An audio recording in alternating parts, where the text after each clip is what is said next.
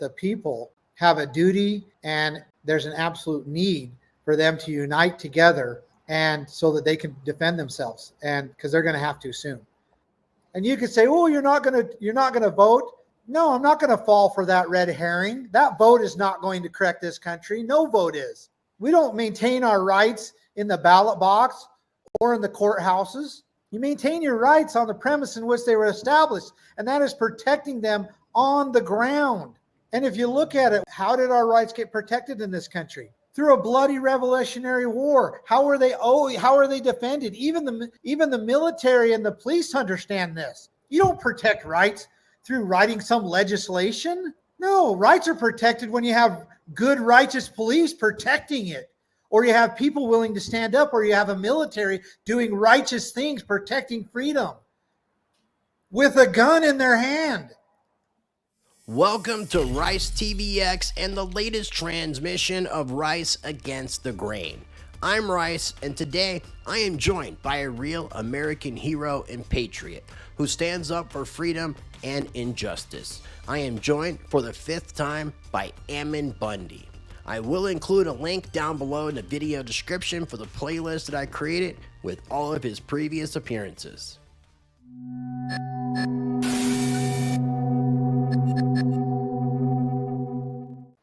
All right, ladies and gentlemen, joining me on today's show is a returning guest. It's been about 2 years since he's been on the show, making his 5th appearance today. I am joined by Ammon Bundy. Ammon Bundy is somebody that I call a real American hero, a patriot who stands up for the things that he believes in, most importantly, freedom. Welcome back, my friend Ammon. How you doing today? Good to be with you. I'm doing well. How are you doing?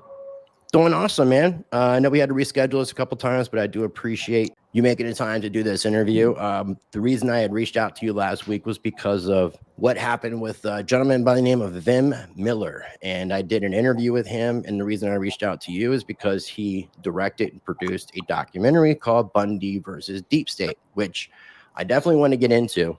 But before we get into it, something that you said in a video recently was that you've always thought to yourself from a young age that you never wanted to live a boring life. And it seems that you have successfully achieved that. And if we just go back just 10 years, 2014, we had the Bundy Standoff, which of course your family was a part of. We'll get into that with the Bundy versus Deep State documentary. 2016, the occupation of the Malheur, I'm not sure if I'm pronouncing that right, National Wildlife Refugee. Malheur, okay. 2020, you created the People's Rights Network. 2022, you ran for governor of Idaho, first as a Republican, then as an independent. July of 2023, you lost a defamation case against St. Luke's Hospital. October of 2024, you filed bankruptcy, as far as I know, the timeline. Some that I got from Wikipedia, which was correct. And they also list you in very unfair ways, but you have successfully done very well at not living a boring life. So I definitely want to congratulate you on that. In previous conversations, we've talked about what's happened to you in 2014, 2016. We talked about people's rights. We talked about you running for governor. We have not talked about what happened with St. Luke's Hospital. So I know you had a big. I know what happened. I know what happened. I told you when I talked to you, and I want to admit this in an interview with you. I told you that I was really paranoid about covering this topic. I've looked into it and I feel very, very secure in what I'm doing. But you told me, and it really you almost stabbed my heart, Ammon, because you said, well, that's not very brave of you, is it, Chris? And I was like, Ammon Bundy just called me a pussy. And that kind of reignited a fire inside of me that I didn't realize that I was in DC on January 6th. A couple of my friends been visited by 3-letter agencies. I've had a lot of stuff kind of going on through the years, and I think I've kind of tucked my tail between my legs, still trying to be in the fight, but be in the fight from the back. And I didn't realize it until what you said, and I realized that I needed to kind of get back in the ring and do this right. So I appreciate you calling me out. You're very much true. But what happened? What happened with St. Luke's, man? How did this thing lead up to where we're at? And also, I want to remind people, I will have a link down below in the video description for the playlist of Ammon's previous appearances, the other 4 previous appearances. I'll have a link for Ammon's YouTube channel. Make sure you subscribe if you're not. And I'll have a link down below for Bundy versus Deep State, as well as everything else that we talk about on today's show. So, yeah, what led to the St. Luke's lawsuit? So one thing I did want to add to my resume that you missed, that I spent 2 years in federal prison.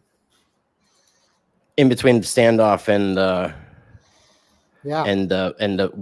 what happened with the Malhauer refugee? Well, after the Malheur and between 2000, I started People's Rights. Now, I'll say this, I won't say anything than this. You still there, Chris? I am. I think okay. The powers that be don't want you to say what you're going to say, but I want to let you say it anyways. I don't know. Anyway, I spent 2 years in federal prison with my father, my brothers, and other good people.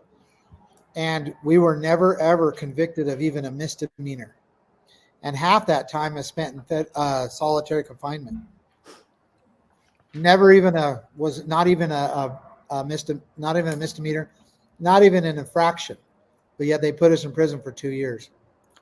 So anyway, real quick. Did they not give you a bond? Or did they consider you guys to be a risk, a danger to society? Why were you in there for 2 years?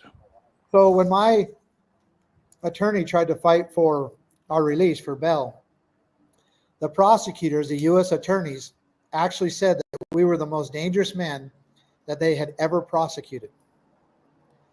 And in fact, then my attorney was just awed by that, because they had just recently prosecuted an individual who waited in the bushes and killed an entire family.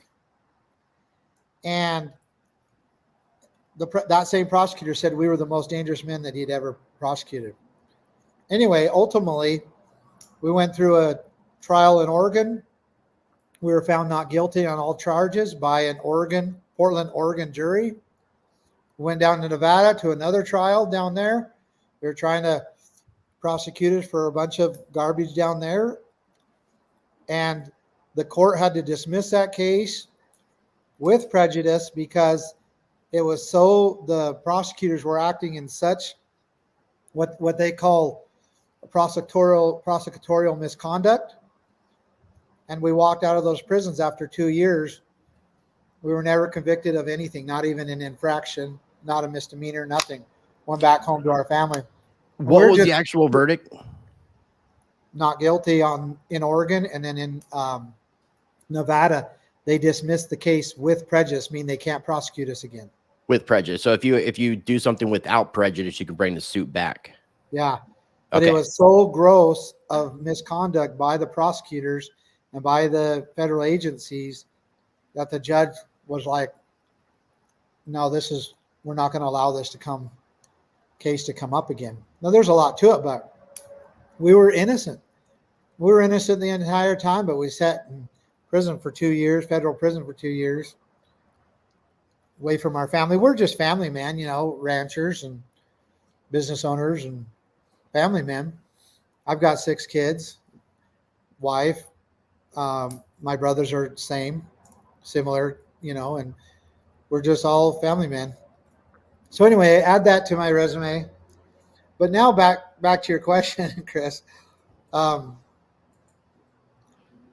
So what happened is I get out of prison, and I'm just wanting to be really just left alone, completely left alone.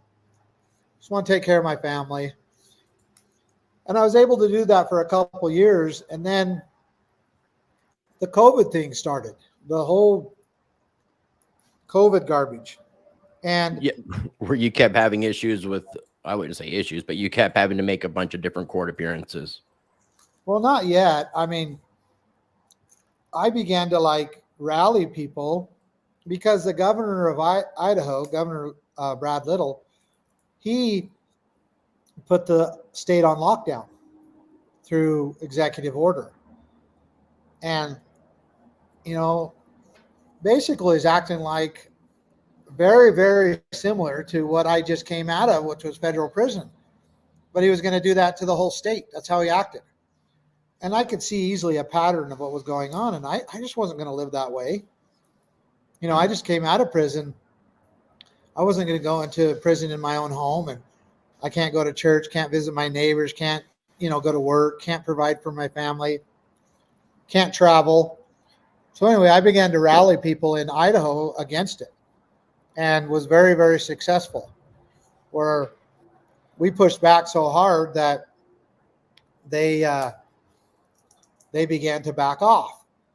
But unfortunately, I went to the Capitol building one time, and they tried to do anyway, long story, but they basically had a special session where the governor is trying to get more money through this emergency executive order for COVID. So hundreds of people went to it, but they locked the doors. Well, the Idaho law, actually the law that's on the books, says that whenever the Senate or the House is in session, whether it's a regular session or a special session, it literally says that the doors shall remain open at all times. Wow. So here they're in session behind closed doors. You've got the Idaho State Police that are guarding the doors, and Governor Little's trying to pass a bill in a special session that'll bring in more money for all the COVID garbage and a few other things. So myself and, I don't know, about 300 other people, we just went through the door and peacefully sat down in the session. Well, the door was locked. How did you open the door, Ammon? We pretty much pulled the doors open and went in. Okay. Well, the Idaho State Police, they're like, we're the law. We're the, and they really felt shamed. Like we shamed them. Like we just disrespected them. They're like, this is our house, So the next day they arrested me and trespassed me from the Capitol building. So I bailed out. Well, it was kind of terrible. They put me in what they call the cold room. I was there for like 32 hours. As soon as I got out, I went back to the Capitol building. And they arrested me again because now it's trespassing. So now this is another violation of trespassing. That time they sent me and put me in the cold room for 36 hours. About killed me. It was really, really bad.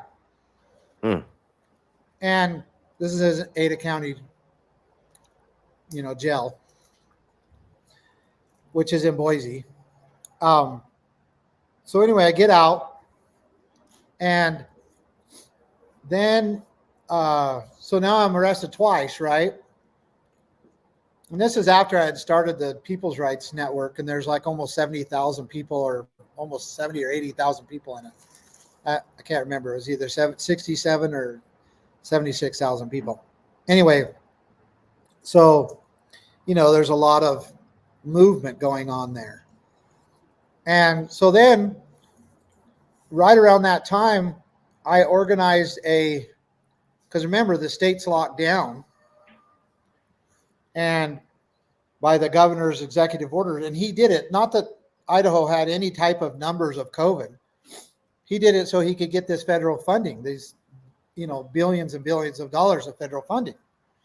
He had to go in emergency lockdown in order to qualify for the federal funding. So he had to make up a excuse to get, to go in emergency lockdown to get the federal funding. And most states did that, even though they had no reason to, as far as statistics and so forth, to do so. Anyway, so I'm like, well, they're trying to stop us from traveling. associating with each other. They're trying to stop us from all kinds of things. And so I'm going to organize an Easter service. And so in one of the warehouses that I owned, a commercial building, we organized an Easter service. And we had about 500 people that came to the Easter service. Well, when we did that, we found out later through the discovery that they had to produce and some public records requests that the FBI was working with the Idaho State Police, the local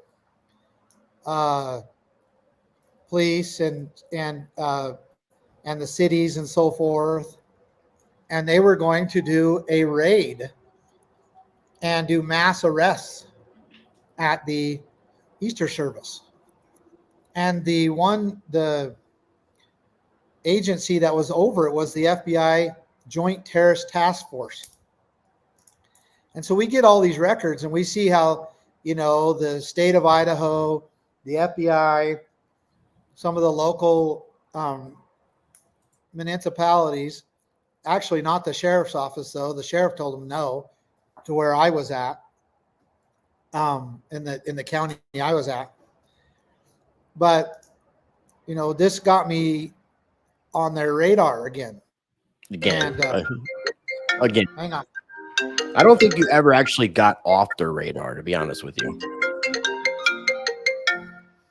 And that's probably them telling you can't keep talking. And because I would tell you, before we started recording, you had perfectly clear internet. We had no issues. As soon as I start recording, you start getting lockup issues. I don't know. And there's no difference in me recording it and us talking. There's no difference. There should be no effect. And yeah. Can you hear me now? Yeah, I can hear you. Can you hear me now? Yeah, but So, again, yeah, I don't think off the radar, but yeah. But we found out that the FBI was behind the scenes, still trying to imagine. They're planning on. I've got the emails between all the agencies talking about them raiding an Easter service in the United States of America. Now, shortly after that, Idaho actually arrested 3 pastors for organizing a outdoor worship service without masks. They actually arrested 3 pastors. They were just peacefully worshiping outside. So, and I'm exposing all this and really making the governor and the Idaho government really upset. And it's a lot about money. So then now I got these trespass charges, right? I don't know if you want to go in this much detail or not. No, you're good. You're good. I get these trespass charges right now. So I got to go to court, right? Well, I show up to my trial and I'm not going to wear a mask. I'm not going to play the game. So they won't let me in the courtroom because I won't wear a mask. So I'm standing outside the courtroom, literally asking them to let me in, standing outside the courtroom, and then they arrest me for failure to appear to my trial. Yeah, I heard about that years ago and before when I interviewed you, that's one of the dumbest things I've ever heard of. It's like, I'm really trying to get inside the courthouse. I'm sorry I'm not wearing your mask, okay? But I really am trying my best to get inside this courthouse, and then you get an FTA. Yeah, right there. It's funny because when you look at the failure to appear, it says that he failed to appear at 200 West Jefferson Street, right, which is the courthouse address. And then it says where I was arrested, 200 West Jefferson Street. The same place of the courthouse. The same place. Right. You were on the property of the courthouse. You just weren't in the courtroom. What's that? You were on the property of the courthouse, obviously. You just weren't in the courtroom. That's right. I don't see how they could actually legally, lawfully charge you with a failure to appear in that aspect. Well, they did, and they convicted me for it. Oh, you got charged for it? You found guilty of it? Yeah. And then they convicted me for trespassing at the Capitol building. And in the court, it's interesting. This is right In before the you ran for trial, governor, right? what's that? This was right before you decided to run for governor? Yeah, yeah. So in the trial for trespassing, which, by the way, I was running for governor during the trial. But in the trial, they actually said, the head law enforcement officer said that never was I disruptive and never did I break any laws or rules. And so the attorneys asked, well, why did you arrest him then? It was simply because the Speaker of the House told them to. And they convicted me for it. Trespassing at the Capitol. Wow. Did they So anyway, did they put like a restraining order on you though? Where From the you weren't Capitol allowed? building. Yeah. Okay. Yeah, for a year. And that's the other thing is they didn't want me at the Capitol building because I was rallying people and rallying the legislatures to stop all the garbage that they were doing. And I had one legislature, Judy Boyles, that actually said that she had never seen such a support of the people and how the legislatures wanted to do what the people wanted them to do. She had been a legislator for like almost 15 years or something like that. So they needed me to not be in the Capitol building, and that was their excuse. I never was disruptive. I never broke any rules, nothing. They just simply trespassed me. That's insane. It's insane. I mean, so and then you go on and you run for governor, ultimately did not win. Yeah, I'm getting to where it is because I'm building up this entire time. I'm like exposing these very same people. And the powers that be are basically in Idaho are the group that it would be called what's called IACI.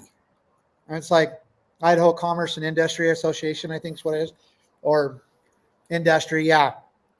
And they're the ones that put all the money to make sure that the governor they want gets put in place. And all for the last 40 years, every governor that's been in place or the chief of staff or the secretary of states, all that have all been people that were served on the IACI boards. Like the chairman of the IACI board was Governor Little. And so they're the powers that be. And now I'm running for governor, right? I'm running a pretty solid campaign, and I end up getting almost 20% of the votes of Idaho as an independent. And yeah, you definitely did well. I mean, I ultimately you lost, but you made an impact. Yeah, and we split the Republican Party too. I had Republican delegates that wanted to vote for me, and I was an independent. We split the party. A good friend of mine became the party leader, Dorothy Moon. She's still the party chairman. So we made a huge impact there. And these people knew. They absolutely knew that, I had a huge impact and a huge influence. Imagine if I was to actually run as a Republican candidate and then bring my independent votes over with me. I'd win an election. I'd win a governor's election. Anyway, so kind of go down the road here. So we look then right about that time. I don't know if you remember the headlines, but in Idaho, there was a pride festival right in the middle of Boise. Okay. Where they were planning on the schedule having a children's drag queen show. And were you going to be the drag queen? Well, I'd be one ugly drag queen. I can only imagine you doing Of course, I don't know any drag queen that's not ugly, but anyway, so the people actually really had a hard time with that and stopped it.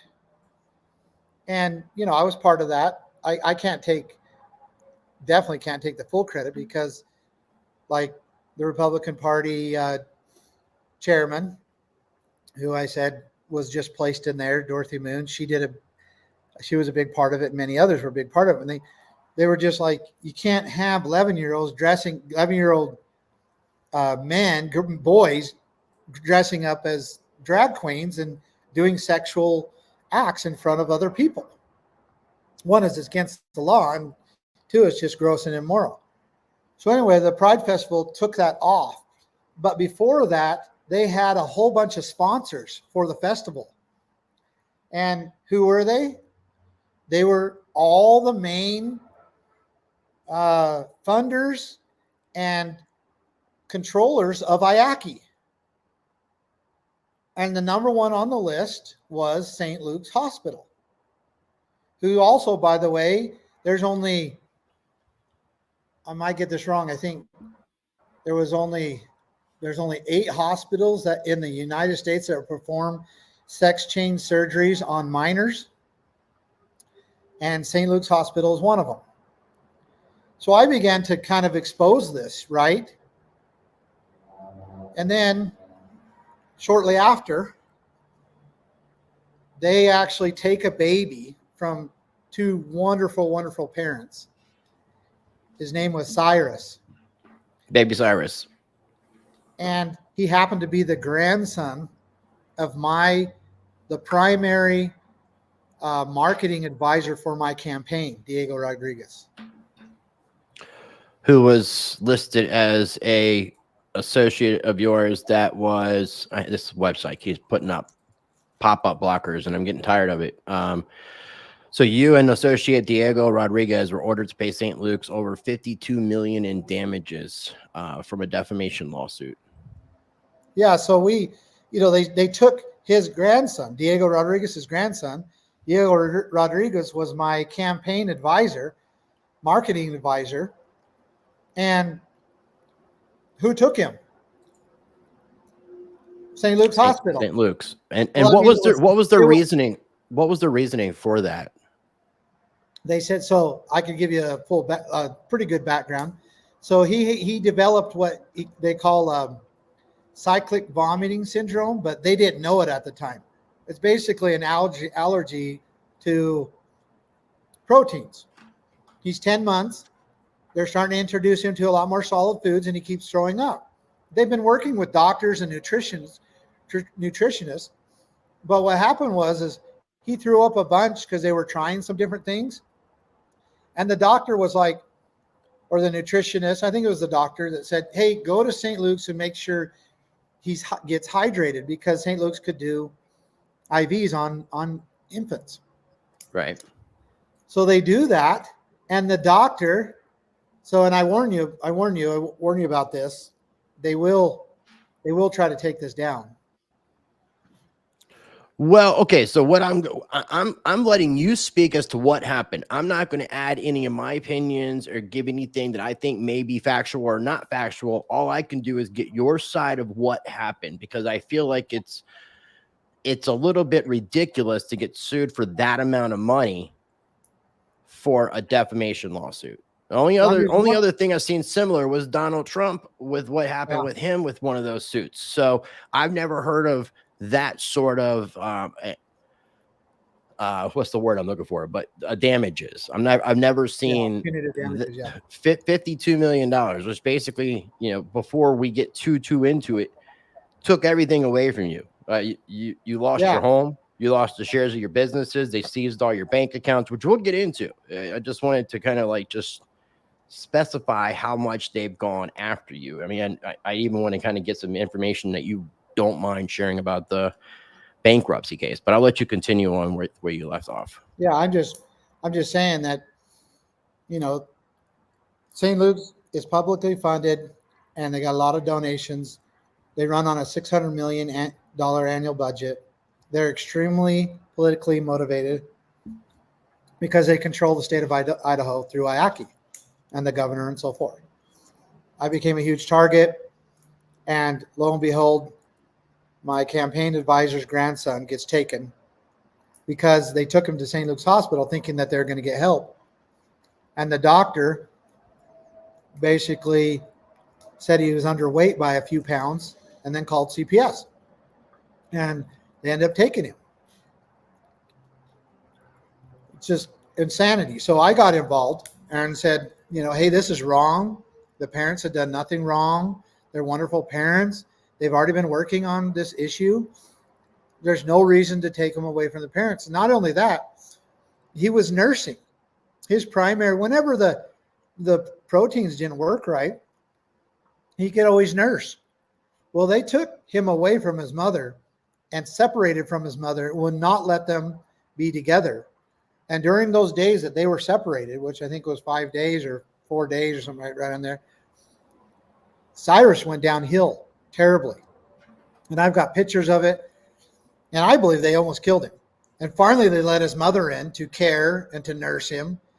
And then they realized that what they had done, and they finally let him go back to his parents. Well, the whole time we're outside, protesting. And we're peacefully protesting. We got signs. We're doing the whole thing, trying to make enough noise. We're calling legislatures, and we're putting as much pressure as we can on them. I didn't even know the doctor's name. I didn't know the nurse's name. I didn't know the CEO's name of St. Luke's. I didn't even really care too much about St. Luke's. It just didn't matter to me. I just wanted that baby back. Well, anyway, baby gets back miraculously. There's a whole thing on that. They were planning on keeping him for months. But anyway, because of our pressure and everything, they finally give the baby back. And then a few weeks later, St. Luke sues me and Diego. And they for defamation. But they actually said that we made up this story so that we can get popular, so that we could get people to follow us, and also so that we get people to donate. Just insanity. I mean, because you have to have there has to be gain, right? If you're going to defame somebody, it has to be gain.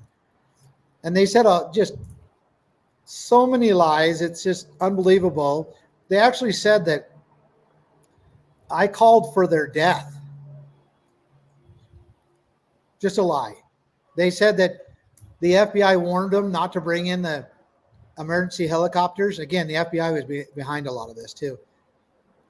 Not to bring in the emergency helicopters because we would shoot them down. They went as far as in the trial against me to say that I was a white supremacist that called for the death of the CEO and others because they were traitors to the white race. Wow. I mean, just absolutely ridiculous stuff. And let me remind you. I wasn't aware of that. Let me remind you. Diego is of Hispanic descent. His son, or his grandson, is mixed, white and Mexican. And they're trying to claim that I'm a white supremacist. If I was a white supremacist, I wouldn't be fighting, for a little baby who's of mixed race. I mean, it's just, the whole thing was ridiculous. But this was the stories they told the jury and got away with it. And we got convicted of $53 million damages. And so then with that $53 million judgment, they took my home. They took all my businesses and all my income. They seized my bank accounts. And then they convinced the judge, because I continued to talk about it, the facts. They convinced the judge to get me in contempt of court and issued an arrest warrant for me. The first one was $10,000, and then the second was $250,000. And finally, after that, I just left Idaho. So I have a $50,000 and a $10,000 warrant for me because I continued to speak the truth. That little family did nothing wrong. This was a political attack upon me, and they used that family. And that little baby suffered. And I believe that I absolutely believe that by separating him from his mother, they almost killed that little baby. And there's other things because once they finally got free from St. Luke's and the state, they moved to Idaho or Florida because they were, afraid. And Yeah, so I saw that.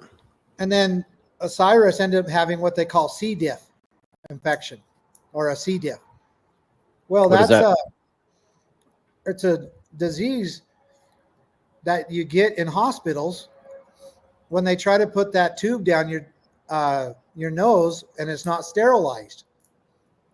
That's what a nasal feeding tube. Well, that's what they did in St. Luke's Hospital.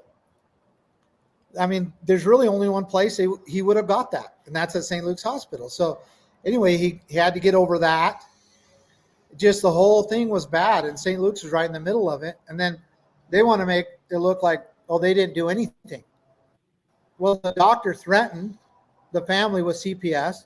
They ended up contacting CPS, and then the state came and took their baby. And then the state says, well, we only do what the doctors recommend. So, and then the St. Luke's is saying, well, it was the police that did it. They deemed him a danger or in danger. And then, so that's what they do. They say, well, we only do what the doctors say. And then the doctors say, well, we didn't do it. The police did it. And the whole thing's a corrupt mess because these parents did nothing wrong. They were beautiful little parents. And all I did was bring a ton of attention to the whole situation. And they're still trying to shut me up now because I filed bankruptcy because obviously, getting out of the $53 million, I mean, how am I going to do that? I can't pay it. They already took all my income, my homes, everything else. I can't pay it. So I filed bankruptcy. Before we get into the bankruptcy thing, I noticed that with the lawsuit, that they also listed the People's Rights Network as maybe a defendant. Yeah. Okay, because I noticed I went to go check out the website and the website is down, so I didn't know if it got taken with the businesses or if it was like part of I didn't know why peoplesrights.org is no longer there. Can you explain that? Yeah. So peoplesrights.org is no longer there because they took the website and took everything along with it. But we, of course, prepared for that and we moved it offshores. So it's peoplesrights.ws. SWS? No, WS. peoplesrights.ws. Okay. And okay, cool. Now, that's really interesting because we actually had to move it. One of the most secure places was in Germany. And the St. Luke's people tried to get these providers in Germany to take it down. And the people in Germany said, no, we don't take websites down for free speech. Like, we don't take them down if it's just free speech, and everything that we could see in this website is just about free speech. So think about this, Chris. Here you have the United States of America trying to stop free speech and Germany is protecting it. Yeah, it definitely seems a little ironic, based off of like Germany's past 100%. I'm glad to see the website's back up, and I had to get in touch with Colin Pape because he did get peoplesrights.ca, and I think that got taken down along as well, and he owns the domain to that, so there should be a way of connecting. I'm thinking. So if you look at it, it says, welcome to peoplesrights.WSNL. There's one other. It was working. WS. Well, WS seems to work. US and NL. Those are all, even though it's saying it right here at the very top. Yeah. So people can write down these websites in case there happens to be an issue and someone does take it down. You can go check out these other sites. Or you can type in that number and it'll go to it too. But all of them are offshore. We had to put everything offshore, everything out of sight of the United States. Now we're the vanguard in this. I'm glad the website's still there, my friend. Yeah. I thought they took powerful. It. And I am and People's Rights and Diego, we're We're just the canary in the coal mine. And we're what they're going to do to everybody if people don't stand up and stop it. You were mentioning in a video that you were dealing with 6 teams of attorneys, 5 different states, 9 different courts. So this is after I left Idaho. I thought when I left Idaho, I thought, you know, I'll leave. They'll leave me alone. They won't care anymore. They got what they wanted.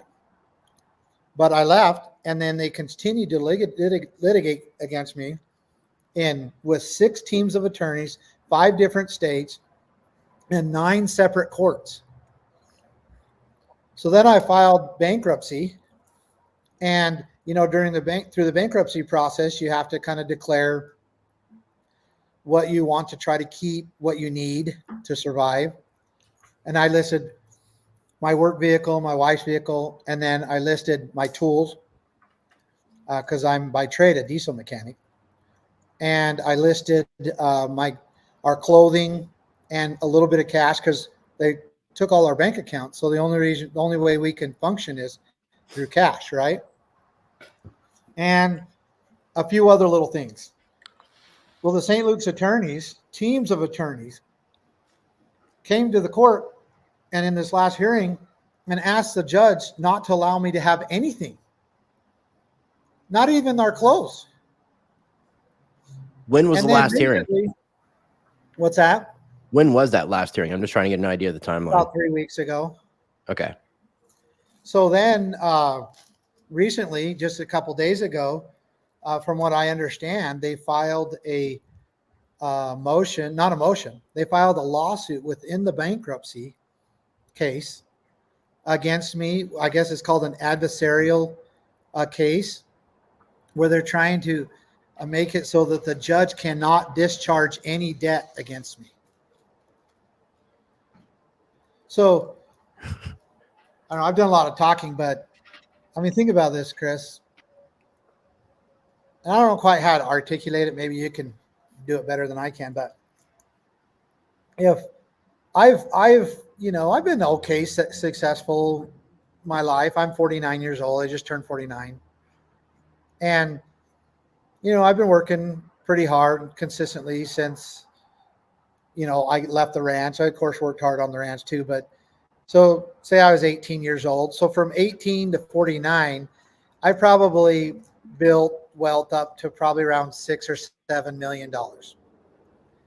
And they took all of that. Okay. They took my commercial buildings. Let's say one is, and I had to work really, really hard for that. And I was young and a lot healthier and a lot more ambitious and all of that. Right. Mm-hmm.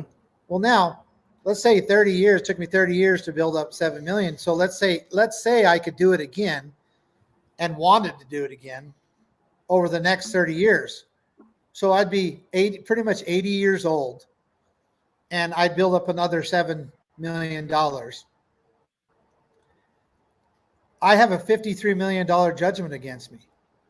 I don't practically, and logically, I don't think I could ever pay it off. But if I can't get it discharged in the bankruptcy case because they stopped that process, so I can't, then what does that make me? Broke? Well, it makes me broke, but remember, every time I make any money and try to put it in a bank account or in a business, they take it. They can seize 100% of whatever? They have been, yes. Okay. So now the only way I can maybe avoid a little bit of that if I go work for somebody, which I'm self-employed most of the time. I usually don't. And then they try to garnish my paycheck, right? Your wages, yeah, garnish wages. They'll garnish my wages. Think about this. Anytime I build wealth, anytime I have anything of my own, all my labor, everything, all the fruits of anything I do, they will claim and take it for the rest of my life. If I cannot get a discharge from bankruptcy.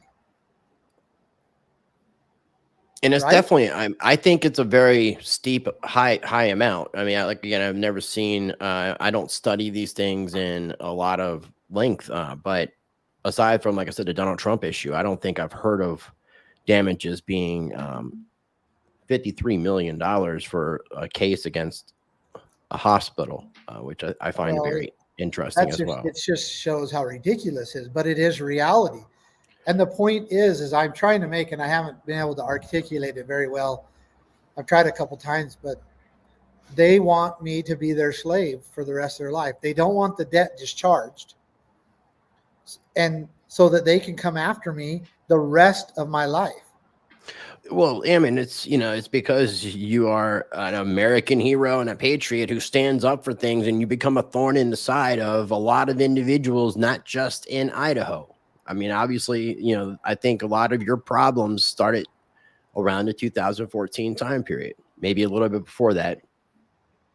Yeah, for sure. And then the fact that, I mean, if that would have been it, and the Bundy standoff, and you would have just went and just lived life, maybe you would be in a totally different position. But because you have stood for the things that you believe in, which I commend you for, this is essentially what's, and I believe, like you said, there'll be a lot more situations that take place like this with people that are very similar to you, that are doing very similar things, are going to have very similar outcomes, because the system, the powers that be, don't want to have people that have the capability of even waking up somebody to make them think for themselves about what's actually happening in the world today. That's why I even asked you privately, hearing all this, I can kind of see why in Idaho, why St. Luke's had, because of what happened with that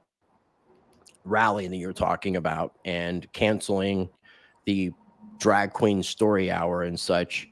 I could see how they had an issue in that sense. But this goes, like I said, this goes back to me a lot further. And I was questioning you, like, is this St. Luke's thing, especially when you kind of get into, which we'll talk about here in a few, the Bundy versus Deep State documentary.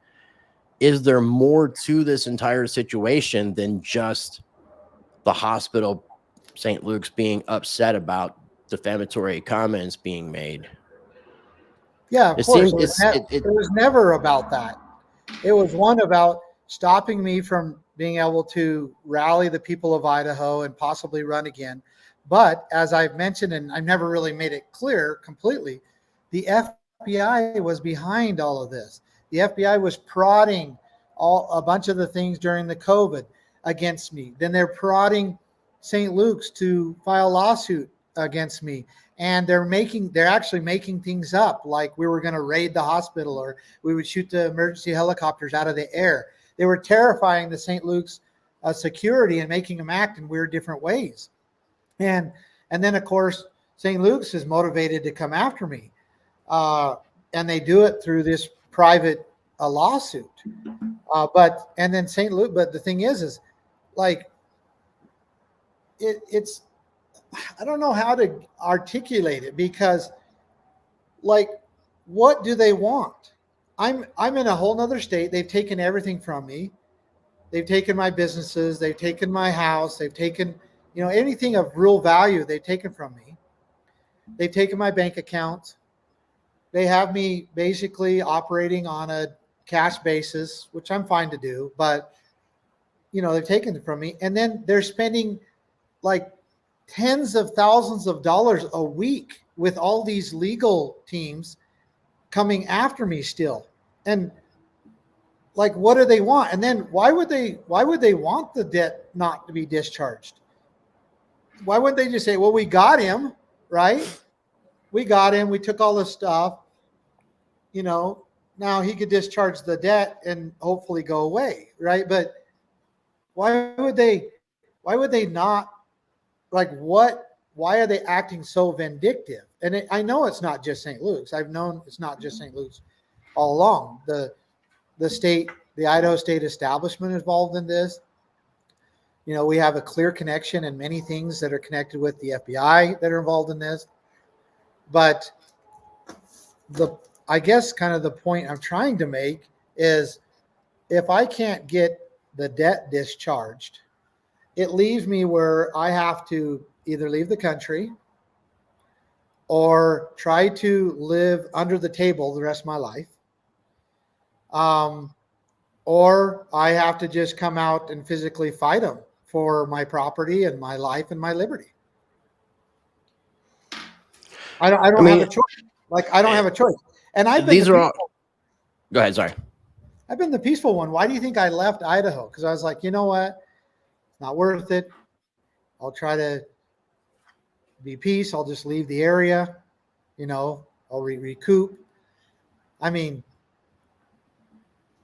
these are all good questions that you're raising. So I would really like to hear from like people that are watching the interview. You comment on the video down below and let us know like what you think about this entire situation, about what's happened to Ammon in regards to this lawsuit, the defamation suit for $53 million, where St. Luke's Hospital sued for defamation against Ammon and his co-defendant, Diego.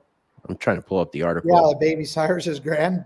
Diego Rodriguez, yeah. So, let us know what you guys think. Because, again, I think personally, without getting into like any details of anything, any person who does things, it seems like in America, if you try to be a patriot, you're going to be punished for it.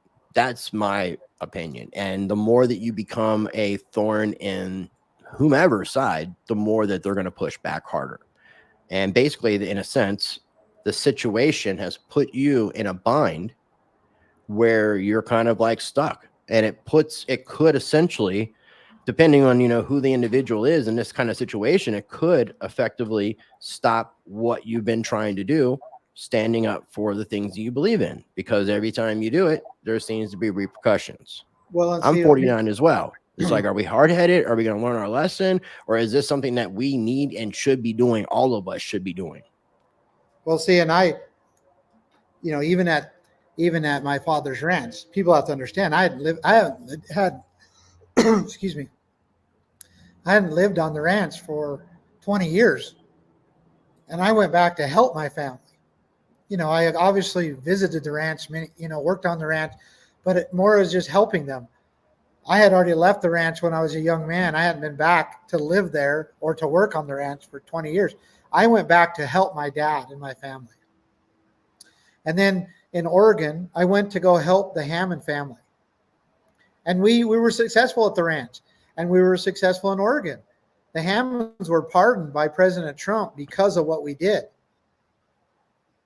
Trump only pardoned 17 people, and 3 of them were people I advocated for. So we were successful there. And we were successful during all the COVID stuff. If you went to Idaho, it was a completely different world than Washington and Oregon, which are just next door.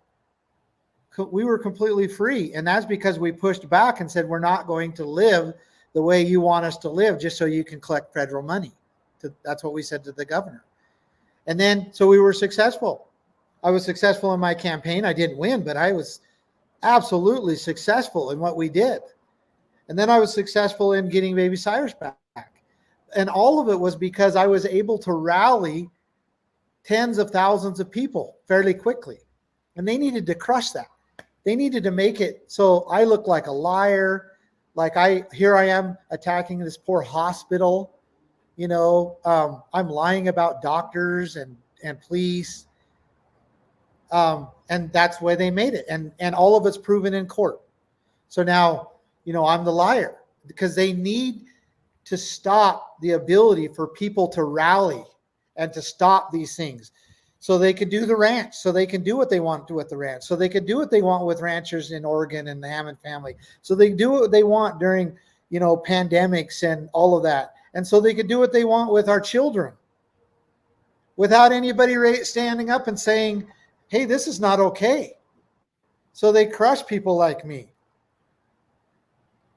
Trump, Rudy Giuliani,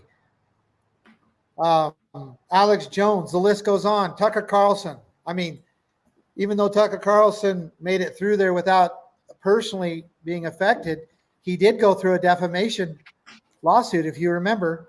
This is their MO, to destroy the voice that is raising truth. And, what better way to make it look like they saved a baby when they actually put the baby in terrible danger? They took a baby from loving and caring parents. And I'm opposed to that, completely opposed to that. So, you know, but they want to make sure that I'm never going to speak again. And to be honest with you, it looks like they're just constantly trying to pitch me against local policing and sheriff agencies. Because what they do is they get this judgment, and then wherever they go, they say they get a writ of execution and try to force the sheriff to come and take what I have, take my property, or put me in jail. That's how they do it. They hide behind, the courts, and they hide behind our current system. And then now I'm not trying to defend myself against the, corrupt and wicked executives and lawyers of St. Luke's. Here I am trying to defend myself against my local sheriff. And that's how they do it. Because if I go get a home and try to find a place for my family to live, by the way, the last year we've been living in a one-room attic apartment. There's 6 of us, and I got another one coming home from a Christian mission, so there's going to be 7 of us in a one-room bedroom apartment. That's crazy.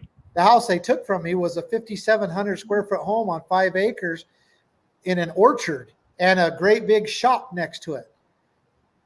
I've seen pictures. I've seen like videos and stuff like that. Some interviews you've done with the news. Yeah, it definitely looked beautiful.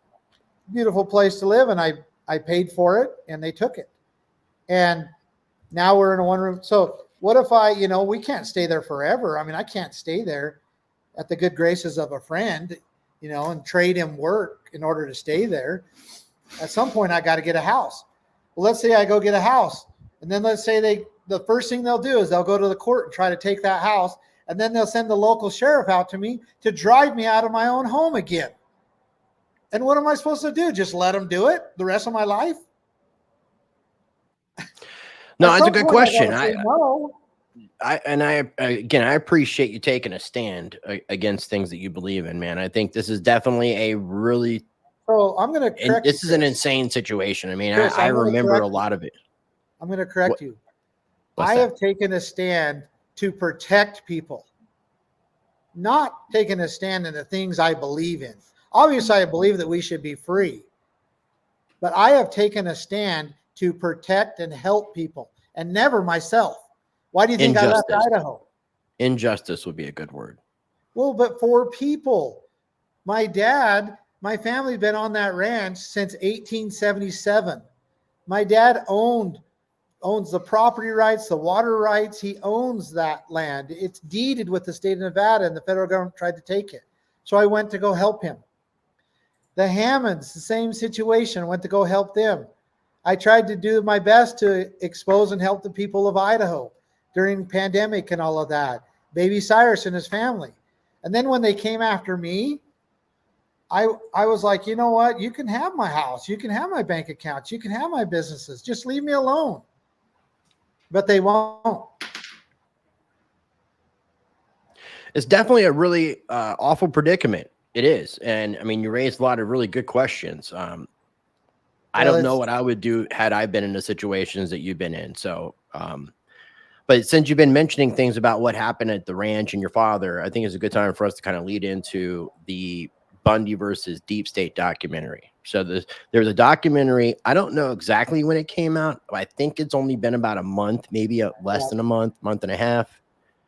But there's a documentary put out by a organization, a media network called America Happens. And there's a lot of telling information in this documentary. I'll have it linked down below so you guys can check it out. It's about a 40-minute documentary, but it's well worth the watch. There's a lot of really good information there that people need to be aware of. So I definitely encourage you guys to check it out. But as you can see on the thumbnail from this Rumble video, it says directed and produced by Vem Miller, produced by Mindy Robinson. They both work for America Happens. They are the co-founders of America Happens Network. Vem Miller just so happens to be an individual who got arrested now about, I don't know, a little less than 2 weeks ago in California at a Trump rally. He was arrested outside of a rally and had allegations that he was there to try to unalive Donald Trump as a third potential assassin. But again, this guy just put out a documentary called Bundy versus Deep State, which puts forth some very information. And I don't know if you want to call Mike Little a whistleblower or how you would categorize him in that aspect, but it seems like during the making of this documentary, something happened to Mike Little, and Mike Little is no longer with us. So you have a gentleman from the documentary that's no longer with us. You had the gentleman who produced and directed the documentary gets arrested and accused of the stuff with Donald Trump. And it's about you and your family and what took place with the Bundy Ranch standoff. So anything you want to share on that? Well, so this Mike Little, he saw what happened at the Bundy Ranch, and he visited my family, and he was convinced that there was something, you know, really what he was is he was convinced that an injustice was going on. And so he started digging into it along with these other people. And he ended up, you know, completely exposing what was happening to the land and to the issues surrounding the Bundy Ranch. And he found out, you know, through some basically just a ton of research that what they were trying to do to my family and also why they were trying to do it. And it has to do with, you know, controlling the land and resources in and around the ranch and in the Western United States. So he built this lawsuit against the federal government, extremely powerful. He worked on it for 7 years. Extremely powerful lawsuit that basically exposes how the federal government does not, I mean, in my opinion, undisputably exposes how the federal government does not own the land and have the right to control the land in Nevada. And so he prepares this lawsuit and gets it all ready. I mean, it's like, I think 100 pages. The actual complaint, the lawsuit is like 100 pages. And then the supporting documents, I think, are like another 400 or 500 pages, several hundred pages. And he gets ready to, him and his team get ready to file it. And they're just days away from filing it. And all of a sudden, Mike just out of the blue starts like getting sick. He goes in the hospital and the doctors can't say what his problem is. And he just shrivels up as a person. Just, I mean, and he's in pain. He's, I mean, moaning, and he's in terrible shape. And then he dies. And the doctors were never able to diagnose him. I mean, this Mike Little, just a few days later. He was in a hospital for like 5. He was in a hospital for like 5 weeks, or in and out of the hospital for like 5 weeks, something to that effect. Yeah, it wasn't very long. And they couldn't. They did all kinds of tests, and they could not determine at all what was wrong with him. And he was in the hospital for quite some time. And then I really want people to watch this documentary because, again, the main gentleman who was going to file a lawsuit, that's a very important lawsuit, which we'll get into, like what some of the aspects of the lawsuit when it comes to land in the United States that's not owned, and it's not technically owned by the federal government. The federal government is taking claim on it. And that's kind of what happened with your situation back in 2014 with the Bundy standoff, because it was claiming that the BLM, the Bureau of Land Management, claims that your father, as a rancher, was owed $1 million from grazing fees from the horses, or from the cows just grazing out on natural land. And the government's like, well, this is our land, so that your cows can't eat our food. And they wanted to go through this whole issue. And then Mike Little comes forth with some very damning information, very eye-opening information, ready to file a lawsuit. He all of a sudden has something happen to him. Again, Vem Miller, the director producer, gets arrested with this Trump stuff, and it's all about what happened with you and your family, and then seeing what's happening with you with all of your legal stuff. It's just like if anybody was a conspiracy theorist, or if anybody was one of these little tinfoil hat people, your radar should be going off right now, because this is definitely there's something more to this entire situation than what's being shared publicly. So what are your thoughts about the documentary overall? I think it's great. They did an amazing job. Mike Little was very articulate, and he could really explain quickly what was going on in this, on the Western land issue, especially Nevada, and how the federal government was, and they needed, in my opinion, I mean, I just don't find it a coincidence that just days before they were ready to file this, he ends up sick and then dies in the hospital, and the doctors can't diagnose it, don't know what happened. I just don't believe it. And especially when the issue is so it's so powerful that it would cost the federal government trillions and trillions of dollars if they lost this lawsuit. And I believe that it is so so sound that, and so founded that even a corrupt judge would have a hard time ruling against it, because I mean, it's so solid. The legal argument is so solid that the federal government will lose this case. And I mean, it's just that simple. And Mike Little was going to be the one to bring it, and he was the one that understood it, did the background, and could articulate it. And he was actually going to be part of the subject of it. And then he dies. He's dead.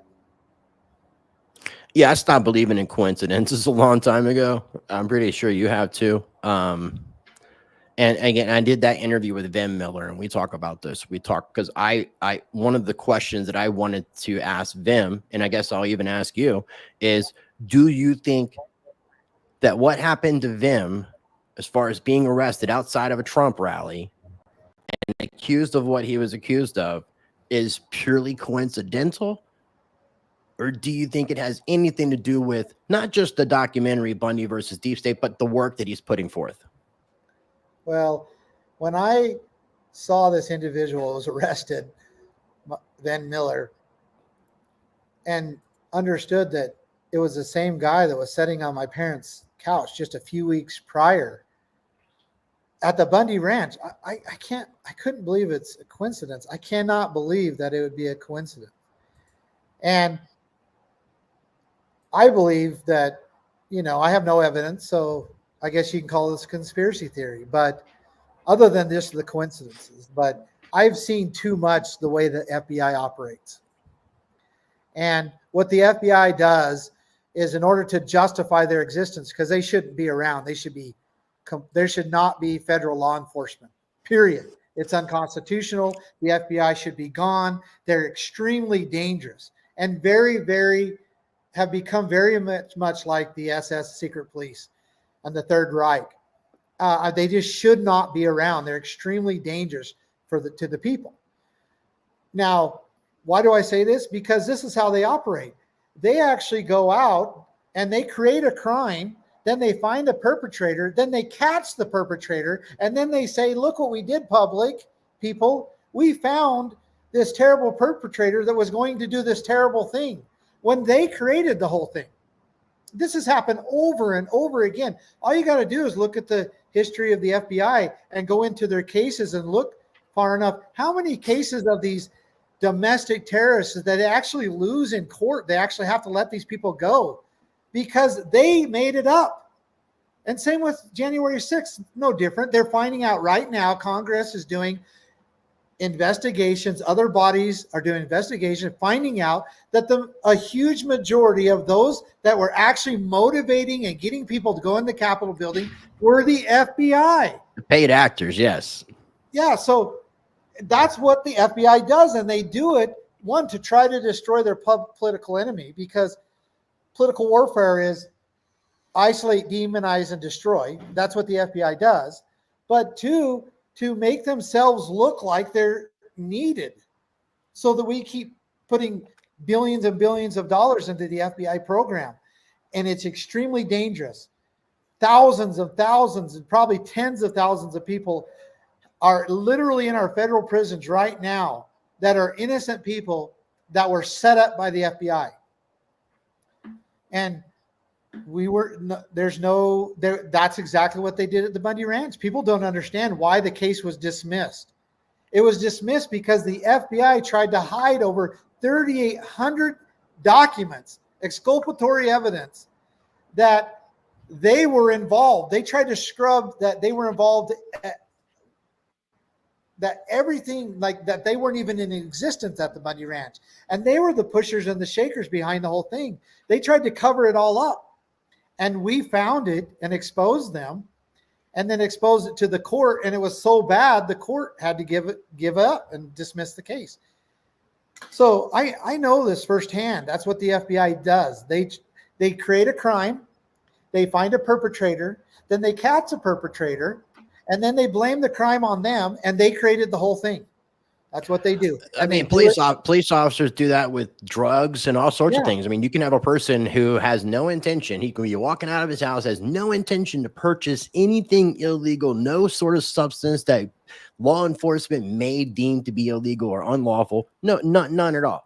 But then someone approaches them and says, "Hey, man, I got this, I got that." And then all of a sudden the person's like, well, maybe. And then all of a sudden that person gets arrested. So the entrapment stuff definitely happens 100%. And it's sad to see it happen. But I think this is just, it's more than just the FBI, because we've talked about the Bureau of Land Management and the stuff that's happened with them as far as the land situation. I'm going to pull up these maps that you had sent me in regards to, you had kind of went over this in detail with me.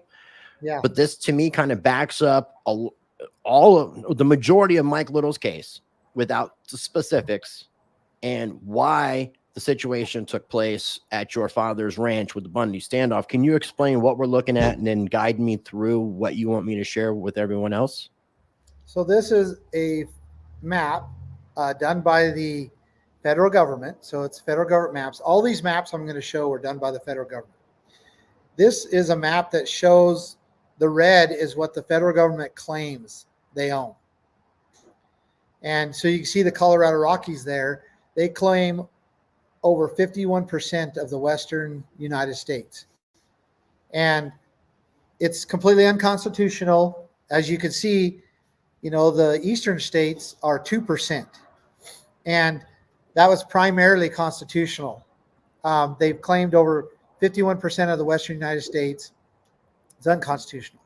Now, so kind of burn that map into your mind. You can see where they're at. All the western, all the red is what the federal government claims. Now let's see how well they've done in taking care of it. And if we could go to this map right here, and you can see all the red and the dark, that's all the wildfires. The dark is the really bad wildfires. The orange or the red is, the second worst wildfire area, and then you can see the oranges, and the yellow. And so you can see that, remember that map before, if you go back to one and compare them, go back and forth. So you can look at this. The very same area. Yep. The very same areas that the federal government is controlling is burning up. They're burning the forests. They're burning private property. They're burning all kinds of stuff up because they won't take care of it. There's an old saying that says, log it, graze it, or watch it burn. If you don't log it and if you don't graze it, you create this massive forest that and wildfires that just burn up everywhere. And so they're not managing it very well. They're not preserving it very well for the next generation. But go back to the number one there, the red. You see this right here. Now, maybe you ask, well, what's the motivation behind them controlling the lands and the resources in the western United States? Well, let's go to this map right here. Remember how it's almost the same map, right? Almost the exact same map. Well, this is a map of the mercury and gold mines in the United States. with the gold being the gold color and mercury being the red. Yeah, and if you look at like silver, it's the same map. You look at cobalt, it's the same map. You look at uranium, it's the same map. They're controlling the Western United States because they control all the minerals. Now, if you go to this last one, it kind of gives you, remember, this is their own maps. This is, again, their own map. You could scroll up here. Can you see it? More This than was, 100, and this is 150 about 20 trillion years, in this is minerals. a map. Sorry, this is a map about 20 years ago, Chris. Again, Okay. there 20 years ago, they estimated that there's about $150 trillion in mineral surplus in the Western United States. Look at the map. It's the exact same map, meaning wherever they're controlling the land is where the wealth is. And they are funding their bureaucracies. They're funding all their projects, all their environmental garbage, and they're taking it directly from the land out of the states that are supposed to belong to the people up to Washington, D.C. or wherever bureaucracy they are, and they're funding themselves beyond the taxes. And they're keeping it out of the people's hands, out of the state's hands. Not only that, is they're landlocking all the Western United States. So if you look at housing prices in the Western United States versus the Midwest and the Eastern United States, it's astronomical. Well, you know, the thing I'm thinking, I'm sorry, I don't mean to interrupt you here. The thing I was thinking about was like our national debt. If we look at our national debt currently, today is the 23rd of October. If we're at maybe 280 billion away from 36 trillion. These are numbers that I'm not used to articulating too much, but let's just call it $36 trillion as the U.S. national debt. And then we look here and it says we have 150 trillion in minerals that the federal government is claiming that they control, but yet we are $36 trillion in debt. But then there's $150 trillion in minerals the federal government controls, but they still want to tax everybody. And, you know, they can turn this money printer on whenever they want to. It's definitely, I don't think this is the country that our founding fathers fought to create. No, the government was supposed to be small. It's supposed to be funded by the states, the federal government. It was never supposed to control minerals and land inside the states. Never. That was supposed to be available for the people to use and the people to benefit. And this is a problem. They're stealing these resources, which are not renewable. They're stealing them. And when I say not renewable is the people don't get benefit from them. They never will. And they're stealing them and using them to build their bureaucracies and to pad their pockets. And the people of Nevada and Utah and Arizona, California, Idaho, and all these Western states, you know, they're just barely making it. Not only that, the next generation doesn't even have any housing. Oh no, that's complete. Well, they're already going towards the that when I say they, World Economic Forum and the powers that be, that you will own nothing and be happy. So they're already kind of going in that direction. But I mean, when I look at this red land, aside from the land that was constitutionally granted to the federal government, that might be parks and things to that effect, because we see Southwest Florida, that's swampland. You know, that's not parks. Looks like it's not parks. Not parks. Okay. If you go to Article 117, it says dockyards, federal courthouses, post offices, and military bases. That's all the federal government was supposed to be able to. And it's not even owned. It's called an enclave. They were only supposed to take jurisdiction over it. But in order to do that, they had to purchase it and get consent from the state legislatures. And then they can only use it for the purposes of dockyards, forts, you know, post offices and government buildings. That's it, period.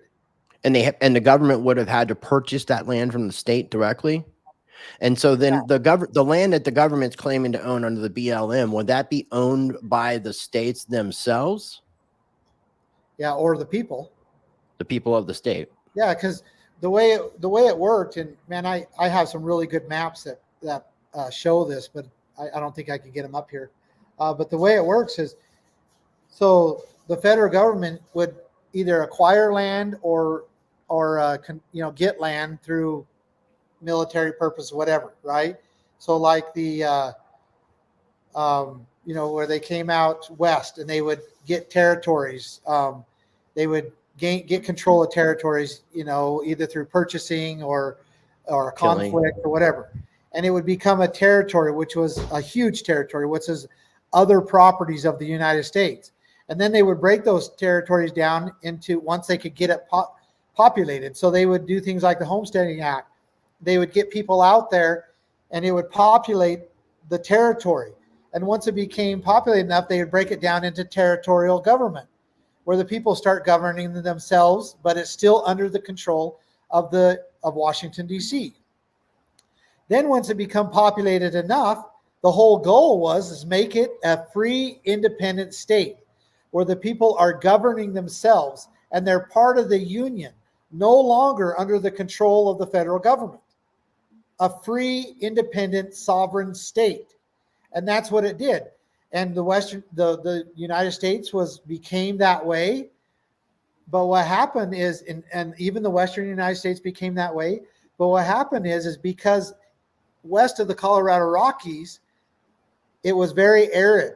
So people didn't come out and claim, farms and lands. What they did is they came out and claimed rights, like grazing rights, mineral rights, logging rights, those type of rights. And they were documented and legal, but they never claimed the real estate. Well, then the federal government came in, and this was in the mid-1900s, and said, this is after World War II. They came in and said, look at all the real estate that no one's claimed. And they claimed it for themselves. And the reason why they claimed it for themselves has to do with the national debt. They were looking for something to collateralize so that they can further get the nation in debt. So they collateralized the Western United States. But the problem with that, there was already rights, like my family's rights. My family had grazing rights and water rights already on this land. So they said, well, we don't care if you have rights to it, and we don't care if they're deeded with the state or not. We're claiming the real estate, so therefore you've got to either get off of it or pay us for those use. And my family was like, no, these are rights. They're real property. They could borrow against it. They could trade it, sell it, all of those, and they would not recognize those rights. So that's what caused the conflict. But it's all originated by an unconstitutional land grab. They do not have constitutional or congressional authority to control the lands in the Western United States. They were only supposed to have dockyards, military bases, post offices, and some government buildings. That's it. That's all. And they were supposed to pay the state for them, or whoever owns them, and get the state legislature's approval. And they have not. They have not done this with this Western land. Well, as I was telling you before we started, man, I think that after the Civil War, we seen a takeover by the federal government, which then took away the states' rights. Because then we started seeing like the words militia, state militias, all that stuff started being deemed as not necessarily unnecessary, but just making it look bad. Yes. And then just started to get rid of them. And so states' rights, self-governing. We were originally a confederation of nations. Each state was its own nation. So we were basically like a United Nations, if you want to think about it in that context. And then the other thing that I wanted to add, and we got unconstitutional money. We had the creation of the IRS. We have a lot of fat, complacent Americans who do not stand up for their rights, when you had all these people back in the late 1700s that would have flipped their shit over having a tax of 2 pennies being added, 2 pence. They're going to like make sure that the British know that they're not happy. And that's obviously changed a lot. The other thing I wanted to mention is, in watching that documentary, the Bundy versus Deep State, is your father allowing those cows to graze where they can actually choose what they eat, like in a natural way. is, from what I'm understanding, the most healthiest type of cow that you could raise and then potentially eat, compared to the lab grown meat, compared to like what they're doing with feeding, I don't know exactly what they feed cows, like fat, all kinds of things, just to kind of fatten them up, and they're living these depressive lives where they're just killed, slaughtered. It seems like the cows on your father's land would be a lot happier to live, even though they may not have a life too much longer than the other cows. And it's another thing too that's an attack on our food supply. That's I'm eating some good food right states' now. rights, foods. I know, I see that you've been eating food. And something else that you told me about, a little interesting fact, is I didn't know that some pine cones produce nuts, and this man is eating pine nuts. Mm-hmm. I've been eating them. I can't stop eating them. They're pretty awesome. You seem pretty addicted. Look at this. They're just like this little white morsel, and they got a ton of flavor in them. Anyway, but they are cool. Okay. Yep, they come out of a pine cone. Did not know that there were nuts in pine cones. You said it must be like a Midwest thing or something to that effect. A Western thing, Western United States, because they got all these pine trees and so forth, and it takes 2 years for them to 2 good years for them to grow a pine nut. If it's not 2 good years, they won't grow it. It has to have 2 good years, and this last year was a good year. I'm curious to try them, but to get back on track, I think that obviously this is a lot bigger than just land. There's a whole lot to this in combination. That's where, again, you can't just go, oh, this is just coincidental. They're attacking our food supply. They don't want people to stand up for other people. They don't want people to stand up for their rights. They don't want people. They want us to be complacent, fat, lazy people who just go with the flow and eventually suck the tit of the government with the universal basic income, become a good citizen, listen, do what you're told, or be shut out of your system, your home.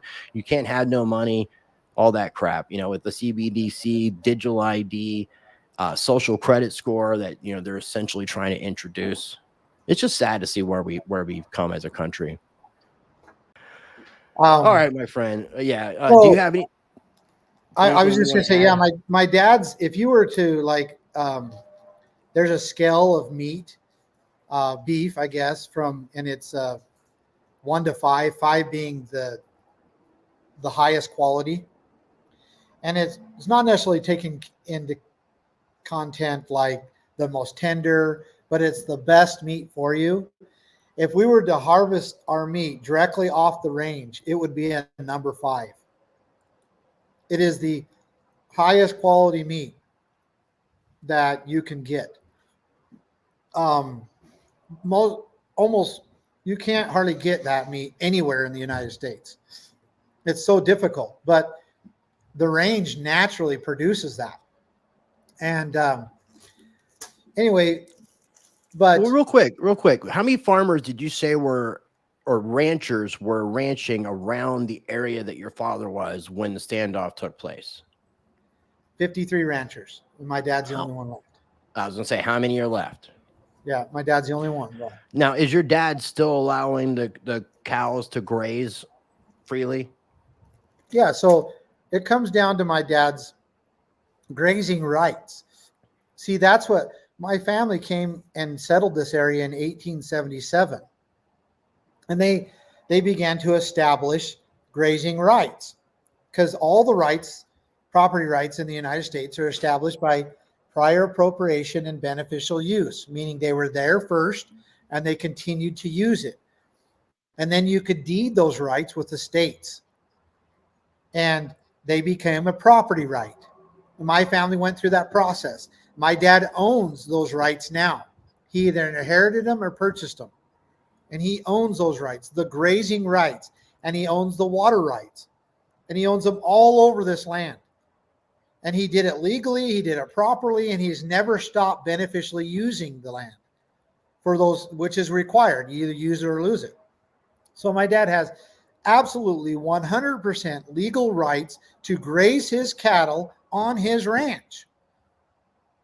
And that's what the federal government comes along and says, well, we don't recognize those rights that are deeded with the state of Nevada, because we're the federal government. We can do whatever we want, and we're going to take them. So therefore, get your cows off this land. And my dad's like, no, my rights are secure. I have them deeded with the state of Nevada, and you don't have a right to be here because the Constitution doesn't grant you that. And that's been the argument. That's the dispute. And I definitely want people to check out the documentary Bundy versus Deep State, because Mike Little put forth some very interesting information that he was going to be doing in his lawsuit when it comes to like whether land was claimed or unclaimed. So definitely check it out. There's going to be links down below for everything that we talked about on today's show. Ammon, I always appreciate you taking time to do this, man. I want to stay in touch with you just in case we see like any crazy developments happen with Vem, anything else that's happening with you. You know, you always have an open invitation on the show. I apologize we went so long not having a conversation together, but thank you for taking the time today. Do you have anything you want to add or talk about that we didn't mention on today's show? No. I don't. You've been good, and thank you. I get kind of passionate, what's going on. So, I appreciate it, man. I really do. Me there, I guess. They're you're good. You're good. They're trying to make a slave out of me, and I believe that this is exactly what they're going to try to do to other people. So, anyway, thank you for your time. Thank you for having me on. Yeah, man. No, I appreciate you, man. I definitely agree. I think that they are definitely going to do what they can to stop people from taking a stand in whatever forms those are. If they're taking a stand for the right, for the good, I believe that they're going to try to punish people for doing that. And I think that the more of us who stand up and don't allow it to happen, that we can actually lay this to rest. I guess let me ask you one last thing. Is there somebody you're going to be voting for this upcoming election? Are you going to be participating? Well, I support, President Trump, but I'm not gonna vote. You're just not going to vote. No, I believe we're accountable for who we vote for, right? And what we do. I mean, that's kind of our consent. Well, I don't consent to any of this. I don't consent to the way the federal government, even our state governments have acted. I don't consent to any of it. And to be honest with you, I do not see how we can continue on as a country. I mean, there has to be, the amount of change that has to take place in order for us just to economically survive, let alone for our freedoms to survive, And so I believe very, very strongly that the people have a duty, and there's an absolute need for them to unite together, and so that they can defend themselves, and because they're going to have to soon. And so, I do support Trump. I believe that, he's probably got the best platform that he can have, on a national level, but I don't know. I can say a lot of things, Trump paid for COVID. That I don't appreciate. I don't like when someone says that you take the guns and figure it out later. So there's several things about Trump that concerns me, but Kamala Harris she'll destroy our country pretty quick, very quick. Absolutely destroy it. She's a pure socialist, communist, and what communists do, they have to take from everybody else to make it happen, to live and to thrive. And so, you'll see what's happening to me happen to many, many other people. So I'm just going to set this one out. Whoever gets elected is going to have to deal with that monetary situation, which is coming to a head anyways. I mean, they can't keep printing our way out of it, because the more they print, the more the inflation comes, and then it gets even worse, and it just becomes something that they can't handle. So whoever gets elected, it's not going to like that. And also, if you just look at most of the polls, listen to people, we are a very divided nation. It's just very sad to see us in that kind of decline, where we have half of the nation that seems to be completely for what Kamala Harris wants to do, and half of the nation completely for what Donald Trump wants to do. And that's not good for a country. I mean, they said it in our I think it's our Pledge of Allegiance, united we stand, divided we fall. And they said it, they can keep us divided. We can't stand. Now, if Trump is elected, which personally I think he will be, I mean, there's a lot of ifs there, but if he is elected, I would be surprised if he makes it to the inauguration. So, yeah, no, I've heard people say stuff because then people should stand up. They should stand up and they should cleanse their own house. But I don't believe that there's enough men in this country that are brave enough to do anything like that. And so I just, I know it's kind of dooms. It's difficult to see our country, but I've said it for the last decade that our entire problem in this country is we have a courage problem. It's nothing else, And if the men of this country had even enough courage as most of the mothers in this country, we would probably do okay, but we don't. Too many of the men in this country are addicted to porn or addicted to some type of, Netflix or whatever. They want to spend their time doing that, and they won't stand up for nothing. And so when you get to that debilitated as a nation, when you get so perverted that you can't even determine right from wrong, and literally, I mean, I'm talking, I don't know who I'm talking to, but anybody who watches this, most of the men in most of the households, they cannot even determine what is right and what is wrong, let alone stand for something. I would say a lot of major cities are like that. The rural areas, I'm starting to see more. And I think North Carolina, with what happened with Hurricane Helene and seeing the people that stood up and really tried to help the others, I'm saying in my point of view, it seems like tragedy will make a man. Yeah, but give it a few weeks, give it a month or two, and they'll be back to what they were doing before. There won't be any cleansing or any correcting. The elected representatives in this country have no power. It's the bureaucrats that have all the power, the full-time government employees. And they're going to make sure that they get paid and that they continue to have a job until it's actually stripped from them. And that's going to take an amount of force. And the men in this country will not do it. So there will be an absolute collapse until catastrophe becomes so terrible that the people of this country wake up and actually do something about it. And it may even cycle 2 or 3 times. There might be a vacuum, and then the vacuum is filled with another power. It becomes more corrupt or even worse than before. Another vacuum and another vacuum until finally the men in this country finally stand up.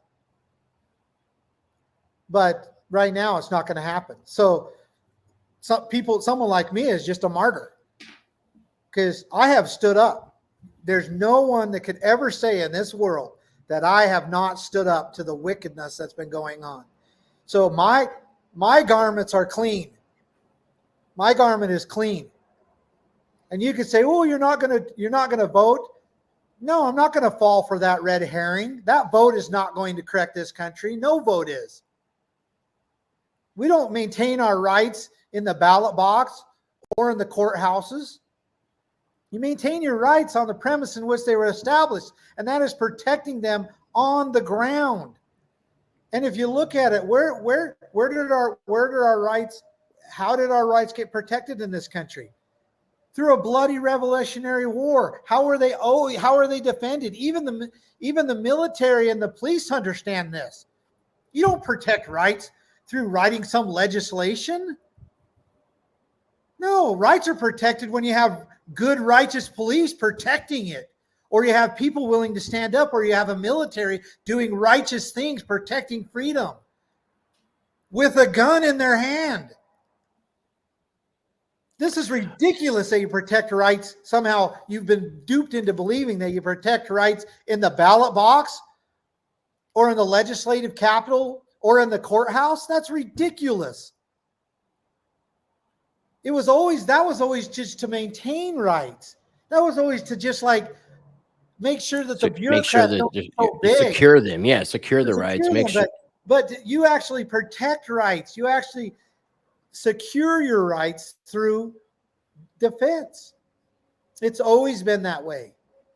But we have too many cowards in this country that will not do it. And they don't want to listen to someone like me because I'm just a radical. Well, watch what's going to happen to this country. Exactly what this radical said happened. And I've been saying it for a decade. And now they attack me because I actually can rally people and have rallied people.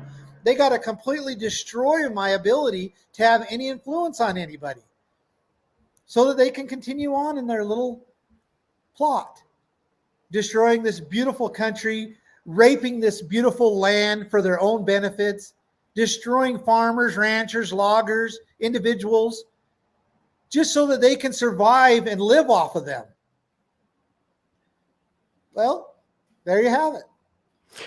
Well, I mean, again, I always appreciate, man. Thank you for sharing the truth. I appreciate you sharing your feelings, man, because I definitely agree with you wholeheartedly. And I need to get back in that fight like I just started to do. So, again, thank you for invigorating me. It's not like I really technically went anywhere. I just kind of took I wasn't trying to be up in somebody's face like this the entire time. And I kind of was back here like this when I was like this. And then I started to think, no, and now I got to get back to this. So I just want to thank you for that, man.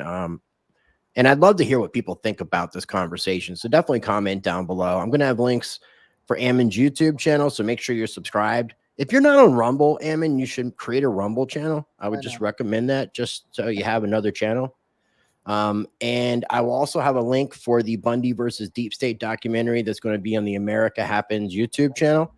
And I will also have, or excuse me, Rumble channel. I will also have a link for americahappens.com. Everything else that we talked about today. So you can also check out People's Rights. People's Rights is all about defense. It's the Neighborhood Organized Defense System, NODS. And you can check out the Neighborhood Organized Defense System information on Ammon's YouTube channel. And I'll have a link for all the previous appearances, the 4 times that Ammon had came on prior to today. So check those out. Ammon, again, I appreciate your time. I want to go ahead and do the wrap up and stop recording. So as always, ladies and gentlemen, I encourage you to be a blessing to others. Treat people how you want to be treated.